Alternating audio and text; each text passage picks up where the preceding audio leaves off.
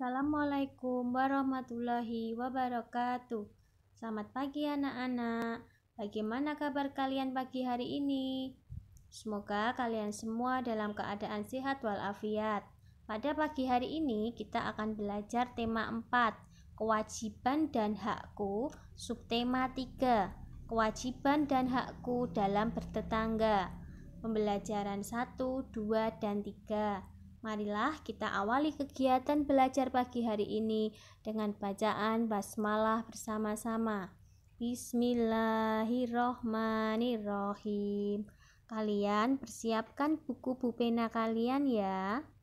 Kalian buka halaman 145. Menemukan kalimat saran dalam teks percakapan kewajiban dan hak dalam bertetangga.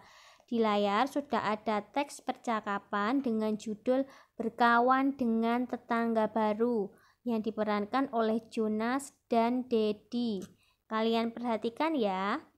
Dedi, ayo kita mengerjakan tugas bersama di rumah Lani. Yuk, kita ajak yang lain juga ya. Siapa lagi? Aku mempunyai tetangga baru, namanya Mutiara. Dia baru beberapa hari pindah ke sini. Oh ya, sebaiknya kita ajak juga dia ke rumah Lani. Betul Jonas, kata ibuku kita harus bersikap baik pada tetangga kita. Iya, Bu Guru juga mengajarkan kita seperti itu. Kita harus memberitahu Lani kalau ada teman baru. Iya, Lani juga pasti akan senang. Nah, dalam teks percakapan tersebut, kita menemukan kalimat saran. Coba kalian lihat, yang mana kalimat sarannya ya? Masih ingat apa itu kalimat saran?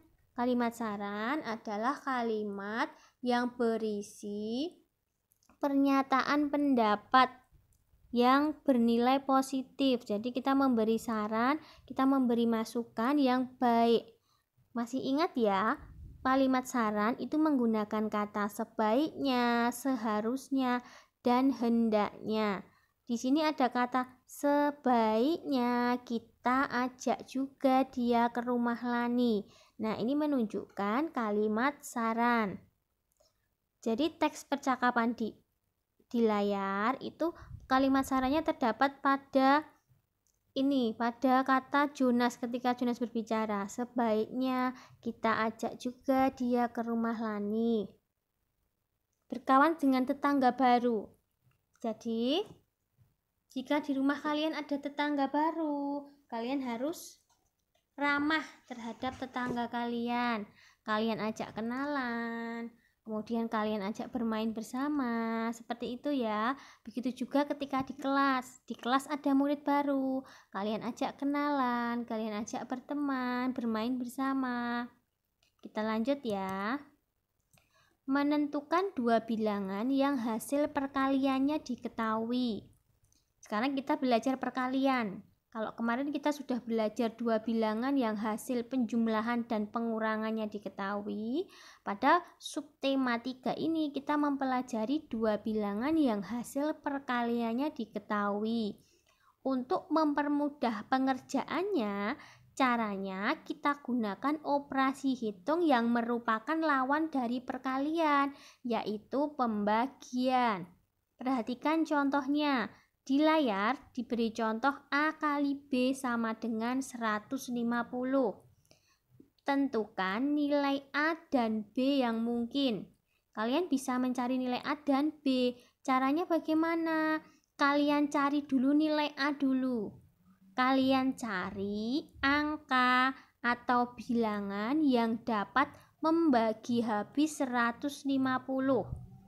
Di sini Usrita beri contoh. Usrita ambil contoh A-nya itu 5. A-nya kita tulis 5. Berarti kita bisa cari B. Cari B-nya dari mana? Cari B-nya dari 150 dibagi 5. Kita gunakan pembagian bersusun. 150 kita bagi 5 diperoleh 30. Sehingga kita peroleh A-nya 5, B-nya 30. Atau kalian bisa tulis dalam bentuk seperti yang ada di layar. Sudah jelas? Mesti tak ulangi ya. Tadi A kali B 150. Kita cari dulu A-nya. A-nya itu bilangan atau angka yang membagi habis 150. Us, misalnya di sini A-nya tak ganti 15 boleh Us?